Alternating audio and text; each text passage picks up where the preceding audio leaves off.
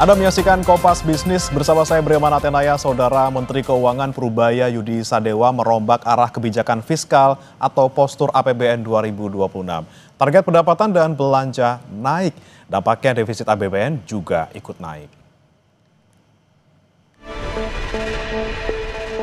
Menteri Keuangan Purubaya Yudi Sadewa belum berhenti memberikan gebrakan. Berbagai manuver dilakukan untuk mencapai target pertumbuhan ekonomi yang diinginkan Presiden Prabowo Subianto. Arah APBN 2026 pun dirombak total. Setelah memindahkan uang negara ke perbankan, Purubaya menaikkan angka yang ada dalam postur APBN, mulai dari pendapatan negara, belanja pemerintah, pusat dan daerah.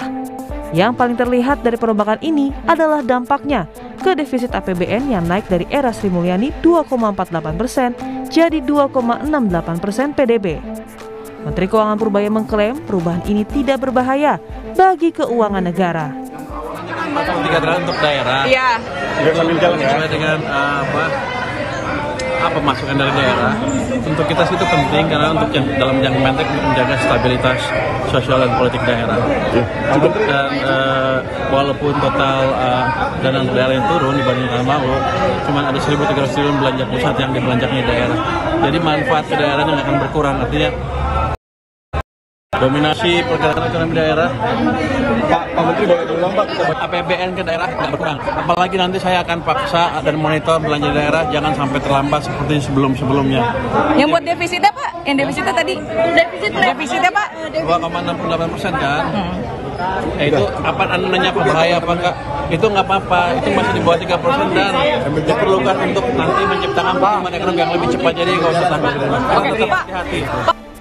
Badan Anggaran DPR sementara ini sepakat dengan rencana Menteri Keuangan dan berencana membawanya ke rapat paripurna. Postur APBN yang disepakati dalam Badan Anggaran, sebagaimana saya sampaikan tadi, yang pertama penerimaan negara dari 3.147 menjadi 3.153, artinya ada kenaikan kebutuhan terhadap transfer daerah besar. Maka terjadi penyesuaian terhadap apa? Terhadap defisit. Defisit yang awalnya diperkirakan 2,48, kita sepakati bersama pemerintah dan Badan Anggaran DPR menjadi 2,68.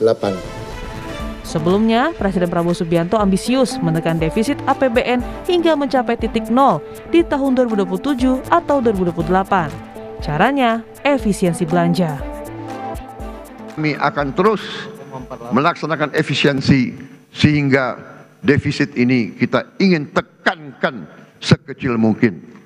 Dan adalah harapan saya, adalah cita-cita saya untuk suatu saat, apakah dalam 2027 atau 2028, saya ingin berdiri di depan majelis ini, di podium ini, untuk menyampaikan bahwa kita berhasil punya APBN yang tidak ada defisitnya sama sekali. Dalam 2 pekan terakhir, setidaknya ada 5 gebrakan Purubaya sebagai Menteri Keuangan. Yang pertama, tarik uang di BI pindah ke Himbara 200 triliun rupiah, menaikkan defisit APBN ke 2,68%, kebijakan tarif cukai rokok dan berantas rokok ilegal, menolak teks amnesti berulang, tarik dana MBG yang nganggur, dan patroli ke kementerian. Langkah atau taktik Menteri Keuangan Purubaya ini akan menjadi penentu arah disiplin fiskal Indonesia 2026. Jika mulus, tidak hanya ekonomi yang bergerak, tetapi kepercayaan investor terhadap Indonesia. Zevanya Situmeang, Muhammad Zamzari, Kompas TV, Jakarta. Menteri Keuangan Purubaya Yudi Sadewa memastikan perombakan APBN 2026 tetap akan disiplin supaya fiskal pemerintah tetap sehat. Lantas akankah gebrakan Menkeu Purubaya sejalan dengan keinginan Presiden Prabowo Subianto? Kompas Bisnis akan mengulasnya bersama dengan Direktur Eksekutif Selyos Bima Yudhistira. Selamat pagi Mas Bima. Selamat pagi. Ya, Mas Bima, ini kita lihat Menkeu merombak APBN 2026 nih, mulai dari target pendapatan, kemudian belanja, sampai defisit semuanya ini naik gitu ya. Terus bagaimana menjaga APBN kita yang ekspansif ini tetap disiplin tapi tetap prudent juga gitu? Yang jelas APBN itu perlu untuk lebih ekspansif.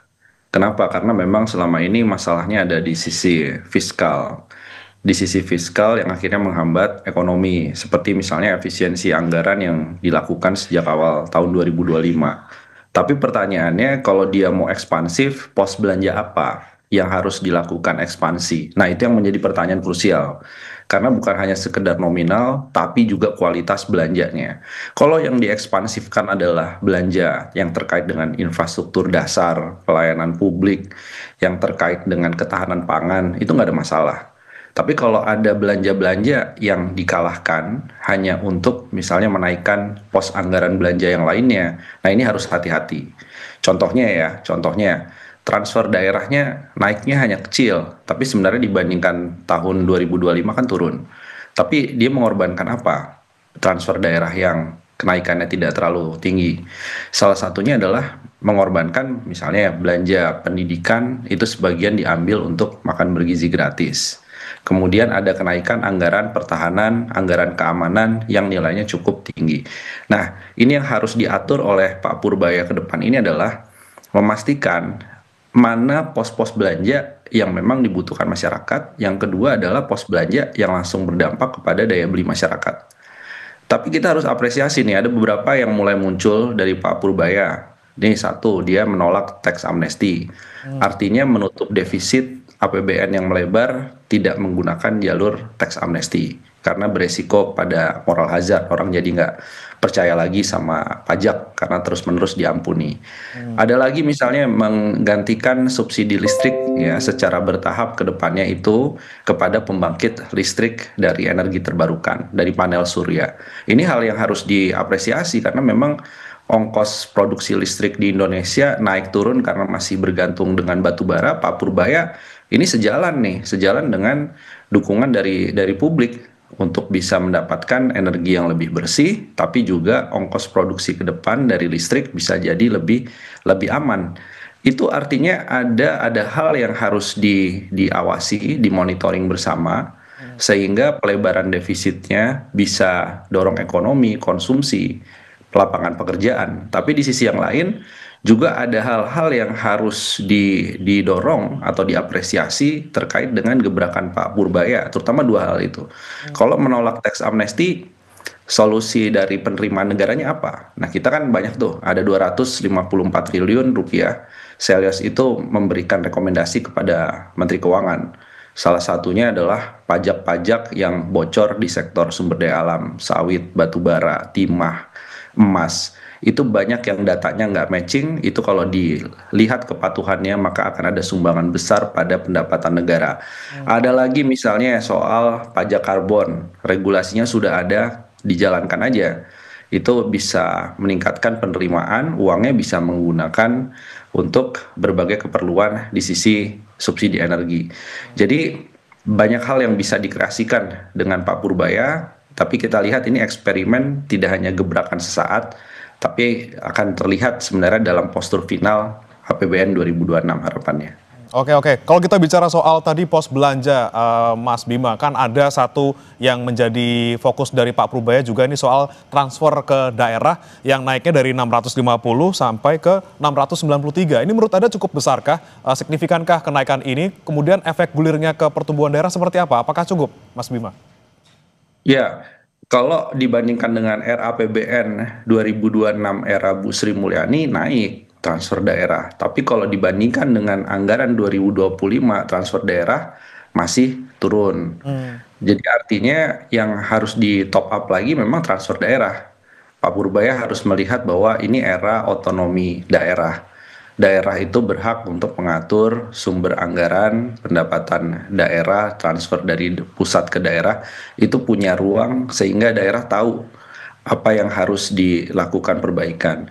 Tapi memang sejak dulu isunya adalah daerah ini kalau sudah diberikan uang begitu besar, apa masalahnya? Korupsi, inefisiensi anggaran, beberapa daerah pemekaran baru itu 70-80% anggarannya habis untuk belanja birokrasi, belanja ATK, belanja pegawai, belanja perjalanan dinas.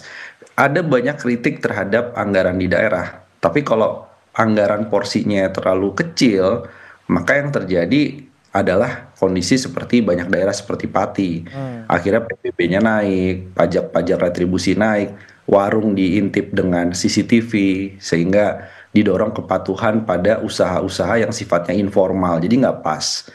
Jadi kalau Pak Purbaya ingin melakukan penyesuaian terhadap transfer ke daerah, maka Pak Purbaya harus mendorong dong tim asistensi bagaimana caranya Pemda ini bisa efektifkan belanja sekaligus cari penerimaan yang kreatif. Jadi banyak Pemda itu mulai mencari penerimaan dari ekonomi kreatif, ekonomi basisnya budaya, ekoturisme misalnya, dan sumber-sumber pertanian yang berkelanjutan, perikanan yang lebih modern. Jadi Pak Purbaya juga punya tanggung jawab itu. Kalau postur transfer daerah tahun depan sebenarnya masih rendah dibandingkan tahun 2025. Jadi walaupun ditambah tetap harus ada asistensi ya biar efisien dan juga tidak diselewengkan gitu dananya. Tapi Mas Bima, kalau kita bicara soal guyuran likuiditas ke bank yang 200 triliun ini, Mas Bima, diantaranya kan bisa dimanfaatkan oleh Koperasi Desa Merah Putih ini. Kita lagi-lagi ngomongin soal Koperasi Desa Merah Putih. Ini bagaimana pengawasannya kalau melihat Anda ke depannya? Ya, yang menjadi pertanyaan seberapa banyak koperasi, bukan Koperasi Merah Putih berdiri, bukan seberapa banyak titik dari Kopdes Merah Putih. Tapi pertanyaannya adalah seberapa banyak Kopdes yang siap menerima pinjaman kredit. Artinya apa? Manajemennya udah siap, ekspansi bisnisnya juga sudah terukur, proposal bisnisnya jelas. Nah, kalau Kopdes-Kopdes yang memang sudah clear, dia jelas, dia tahu mau kemana dengan uang pinjaman dari Bank Himbara, tentu bank juga nggak akan capek untuk melakukan analisis resiko kreditnya. Tapi kalau ini baru berdiri, kemudian pengurusnya juga belum jelas, apa yang mau dijual, kemitraan dengan BUMN-nya juga misalnya tidak dilanjutkan, maka bank wajar dong, jangan dipaksa untuk menyalurkan likuiditas kepada Kopdes Merah Putih kalau dari sisi Kopdesnya memang belum siap. Karena yang terjadi adalah dua hal. Yang pertama resiko kredit fiktif, karena dikejar target bank-bank BUMN-nya. Yang kedua adalah NPL atau kredit macetnya juga bisa mengalami kenaikan. Maka memang harus diseleksi lagi. Tidak selalu penugasan itu dipenuhi 100%. Karena ini adalah rezimnya perbankan, di situ ada dana deposito dari masyarakat, dana simpanan dari pelaku UMKM, maka harus menyalurkan betul-betul pinjamannya ke sektor yang produktif. Kalaupun uangnya dari likuiditas dari pemerintah, itu adalah pajak kita bersama. Maka itu harus dipastikan Bank Himbaranya prudent. Bank Himbaranya memang betul-betul bisa tepat sasaran. Satu lagi adalah, gimana nih caranya di luar dari Kopdes Merah Putih, pinjaman produktifnya bisa tersalurkan. Kuncinya adalah dari demand side, atau dari sisi permintaan. Maka yang harus didorong adalah belanja produktif, kemudian pajaknya juga perlu ada relaksasi ke kelompok menengah ke bawah, sehingga permintaan itu nanti akan bilang ke Bank Himbara, udah deh Pak, saya bantu untuk bisa mendapatkan pinjaman, saya calon debiturnya, karena memang saya butuh 5 bulan ke depan mau buka 5 cabang atau 10 cabang toko. Nah itu bisa muncul, Bank Himbaranya juga happy karena memang permintaannya murni, bukan hanya karena diberi penugasan ke program pemerintah. Oke, demand produktif yang benar-benar dari bawah, dari masyarakat gitu ya, yang kita perlukan. Koperasi Desa Merah Putihnya juga harus diperjelas operasional kalau misalnya mau diguyur uang dari pemerintah seperti itu. Tapi Mas Bima, ini kan salah satu yang menjadi poin juga oleh Pak Purbaya nih soal makan bergizi gratis.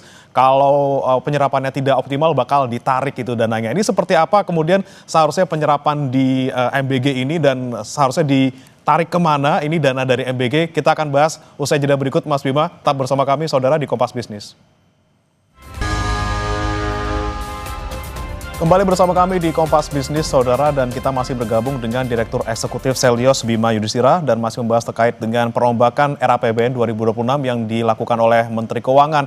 Mas Bima, kita bicara soal makan bergizi gratis. Ini Pak Purbaya kan bilang akan kalau misalnya penyerapannya tidak optimal nanti bakal ditarik gitu anggarannya. Nah, kemudian Kepala BGN juga diminta nih untuk lapor setiap bulan gitu. Jadi penyerapan yang seharusnya seperti apa di MBG ini dan apakah tepat nanti kalau misalnya tidak optimal dialihkan ke perpanjangan napas bantuan beras? Ya, ini dalam hal ini kita full support Pak Purbaya. Kenapa? Karena pada saat awal MBG, infrastrukturnya, operasionalnya, sampai makanan yang diterima siswa itu kan budgetnya 71 triliun rupiah. Itu di luar dari 100 triliun rupiah yang katanya adalah pencadangan. Jadi kalau 71 triliun rupiah sudah dialokasikan dari pajak atau dari utang atau dari silpa tahun sebelumnya, ternyata sampai bulan Agustus, Juli Agustus itu serapannya masih kecil sekali itu, masih di bawah 20%, bahkan di bawah 15%. Artinya apa? Ini alokasi jadi dana menganggur, jadi dana yang tidak terserap. Kalau ini terus dilanjutkan dengan sisa 3-4 bulan efektif sejak Agustus, yang terjadi adalah silpanya terlalu besar. Silpa penting, kita punya silpa selisih anggaran lebih ini untuk pembiayaan program tahun depan, belanja pegawai. Tapi kalau silpanya terlalu besar, ini artinya terjadi perencanaan yang nggak matching dengan realisasi. Pak Purbaya benar, tarik aja itu uangnya. Kalau tidak bisa mencairkan, tariknya gimana? Tariknya dimasukkan ke program-program lainnya. Kalau dari posisi Kepala BGN, apa yang bisa dilakukan? Bisa bilang ke Pak Purbaya, ini kelihatannya kalau sampai ke siswa, dari 10.000 sampai ke siswa itu cuma 7.000 rupiah per porsi, apalagi ada kasus misalnya kasus-kasus keracunan, kasus-kasus yang terjadi pada MBG karena masalah kekurangan dana per porsi itu, kalau begitu serapan yang rendah menjadi serapan lebih tinggi dengan per porsi itu 20.000 rupiah. Bisa nggak begitu Kepala BGN? Kalau itu yang terjadi, siswanya happy. Kenapa? Asal nggak dikorupsi ya. Ini isu yang lain. Tapi kalau ada angka yang naik per porsi, serapannya bisa lebih efektif dan siswanya bisa mendapatkan gizi yang lebih bagus daripada porsi yang ada sekarang. Nah, inilah yang harus dilakukan dua pihak. Tapi kalau nggak berubah juga, BGN tetap business as usual sampai akhir tahun akhirnya serapannya kecil, lebih baik dari sekarang ditarik sebagian anggarannya untuk bantuan tunai langsung, ataupun misalnya mendorong penciptaan lapangan kerja di padat karya, bisa juga masuk kepada program terkait dengan kredit usaha rakyat. Jadi uangnya itu langsung berputar lebih cepat daripada makan bergizi gratis. Jadi ini yang harus diselesaikan. Sebenarnya sih nggak perlu bicara ke publik ya, Pak Purbaya. Ya cukup panggil Kepala BGN aja kan. Ini mau ditarik atau serapannya lebih bagus. Karena tahun depan dengan 335 triliun rupiah MBG yang mengambil dana pendidikan dengan kondisi kinerja sekarang, maka tahun depan terlalu besar. Lebih baik Pak Purbaya ambil tahun depan anggarannya untuk makan bergizi gratis. Balikin lagi aja ke pendidikan. Kira-kira begitu. Oke, jadi jangan sampai anggaran yang raksasa ini kemudian malah jadi utang sia-sia karena tidak terserap gitu ya Mas Bima ya. Kemudian kita bicara soal defisit nih Mas Bima, Presiden saat nota keuangan kan bilang yakin gitu defisit bisa 0%. Tapi Menkeu malah naikin di RAPBN 2026 jadi 2,68 gitu ya, masih di bawah 3%. Tapi seperti apa nih Mas Bima melihatnya? Mana yang bakal jadi acuan market? Ini omongannya Pak Prabowo atau omongannya Menkeu ini? Iya, Pak Prabowo itu konteksnya sebenarnya defisitnya bisa nol itu karena Danantara menyumbang penerimaan negara lebih besar ke depannya pada waktu di pidato nota keuangan. Sementara yang real dilihat bahwa defisit 0% belum ada hilalnya nih, belum ada tanda-tandanya. Karena di 2026 defisitnya justru mengalami pelebaran menjadi 2,6% lebih. Tapi apapun itu, apapun Pak Presiden atau Pak Purbaya, pada intinya adalah fiskal yang sehat dan berkualitas itu yang harusnya menjadi diskursus di dalam pemerintahan. Jadi kalaupun 2,6%, bisa nggak ekonominya tumbuh di atas 5,2% atau 5,3% tahun depan? Bisa nggak sektor pekerja formalnya itu semakin banyak porsinya dibandingkan pekerja di sektor informal? Bisa nggak upah rata-rata masyarakat itu naik? ketimpangannya menurun, kemiskinannya menurun lebih cepat. Nah, itu yang penting adalah outputnya, deliverable-nya. Nah, kalau dari sisi Menteri Keuangan, Pak Purbaya harus berpikir juga, dia punya tanggung jawab. Tanggung jawabnya, kalau defisitnya menjadi lebih lebar, gimana caranya saya dorong Dirjen Pajak untuk cari penerimaan tanpa membuat masyarakat marah? Tadi ada 254 triliun yang disarankan oleh Selyos tanpa mengganggu daya beli itu bisa. Nah, yang kedua adalah kalau pemerintah harus menambah utang, ada loh sebenarnya solusi utang itu bukan bertambah, tapi program belanja bisa jalan, utangnya berkurang. Maka membuka ruang renegosiasi dengan para kreditur utang. Bilang aja, MBG butuh anggaran 335 triliun. Bank Dunia, Asian Development Bank, ataupun dari negara-negara seperti Jepang maupun Tiongkok, bisa nggak utang Indonesia bayarnya nggak usah sebesar yang kemarin, tapi Anda membantu program MBG dengan lebih bagus ke depannya. Nah, itu bisa, jadi beban utangnya bukan nambah, beban utangnya berkurang, tapi program pemerintahnya bisa berjalan lebih bagus. Itu yang namanya pertukaran utang atau debt swap. Jadi cara-cara yang kreatif ini harus terus dicoba, di-exercise oleh Pak Purbaya. Makanya kalau tax amnesty bukan solusinya dan kita mendukung Pak Purbaya untuk menolak kalau ada DPR yang minta ada tax amnesty jilid 3, ya tolak aja itu Pak Purbaya, itu udah bagus.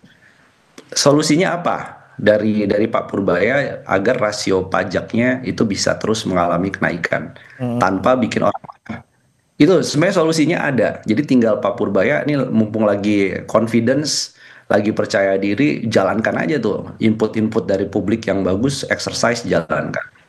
Oke, jadi nggak masalah ya defisitnya nggak harus 0%, asalkan masih di bawah 3%, ekspansif tapi produktif gitu ya. Jangan sampai ekspansif tapi kemudian tidak terukur, dan jangan lupa nih nambel defisitnya jangan bebani rakyat, harus kreatif juga tadi seperti Mas Bima bilang. Terima kasih Mas Bima Yudhistira, Direktur Eksekutif Selyos sudah bergabung bersama kami di Kompas Bisnis. Selamat pagi Mas Bima.